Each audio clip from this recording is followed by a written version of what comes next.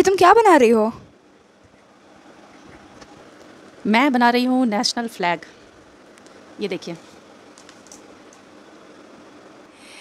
इस झंडे के बारे में तो देश का बच्चा बच्चा जानता होगा, लेकिन क्या आप इसके बारे में ऐसी बातें जानते हैं जो शायद बहुत कम लोगों को पता है?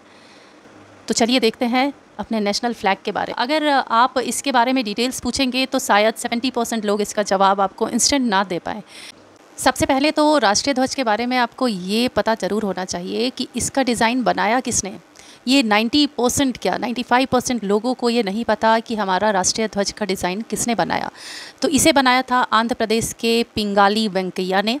इनकी मृत्यु हो गई थी 1983 में। तो पहली बात देख लेते हैं कि हमारे राष्ट्रीय ध्वज के रंगों और उसके मध्य में जो चक्र है, इसका वर्णन सर्वप्रथम किन्होंने किया था? तो ये किया था डॉक्टर राधा कृष्णन ने संविधान सभा में। ये मैं नहीं बोल रही, ये भारतीय झंडा संहिता में उल्लेख किया गया है इस बात का।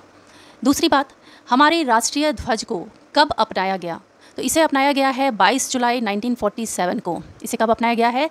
22 जुलाई 1947 को। तो इसके बाद देखते हैं कि हमारा जो राष्ट्रीय झंडा है उसमें सफ़ेद पट्टी के बीच में जो 24 तीलियां हैं जो ब्लू कलर की है, ये तो सभी जानते हैं कि 24 तीलियां हैं, बट उस 24 तीलियां किस चीज़ का प्रतीक है? ये प्रतीक है न्याय का। लेकिन ये चक्र लिया कहाँ से गया है? इसे लिया गया है सारनाथ के अशोक स्तंभ से। तो भारतीय राष्ट्रीय ध्वज को संविधान सभा ने सर्वप्रथम कब अपनाया? किस अधिवेशन में अपनाया? तो अपने चौथे अधिवेशन में अपनाया, जो कि कब था? 22 जुलाई 1947 के दिन इसे अपनाया गया है। तो क्या आपको ये पता है कि झंडा फहराना, निजी भवनों में झंडा फहराना हमारे संविधान के किस अनुच्छेद के तहत आता है? तो संविधान का अनुच्छेद 19(1) क है, जो कि अभिव्यक्ति की आज़ादी के अधिकार के अंतर्गत आता है अगर आप झंडा फहराना चाहते हैं तो। चलिए अब अगला सवाल देखते हैं कि आप मुझे ये बताइए कि क्या आप ये जानते हैं कि 26 जनवरी को किसी भी राज्य में झंडा कौन फहराता है? राज्यपाल, मुख्यमंत्री,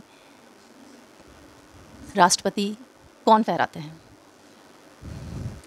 तो किसी भी राज्य में 26 जनवरी जो कि गणतंत्र दिवस होता है, उस दिन राष्ट्रीय ध्वज फहराया जाता है राज्यपाल के द्वारा और केंद्र स्तर पे राष्ट्रपति के द्वारा। ठीक उसी प्रकार अगर 15 अगस्त की बात करें, जो कि हमारा इंडिपेंडेंस डे है, स्वतंत्रता दिवस होता है, तो 15 अगस्त के दिन झंडा फहराया जाता है। अगर राष्ट्रीय स्तर पर देखें तो प्रधानमंत्री के द्वारा, और राज्य स्तर पर देखें तो वो मुख्यमंत्री के द्वारा झंडा फहराया जाता है।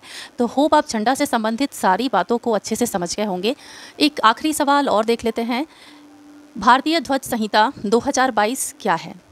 तो प्रधानमंत्री नरेंद्र मोदी के द्वारा 26 जनवरी 2022 को राष्ट्रीय ध्वज संहिता में कुछ परिवर्तन किया गया। वो ये था कि राष्ट्रीय ध्वज संहिता 2002 के तहत ये था कि सूर्य उदय और सूर्य अस्त से पहले ही झंडा फहराया जाएगा, लेकिन 2022 में इसमें कुछ संशोधन किया गया। इसमें ये कहा गया है कि अब सूर्यास्त के बाद भी, ये कहा गया है कि सूर्यास्त के बाद भी आप झंडा फहरा सकते हैं।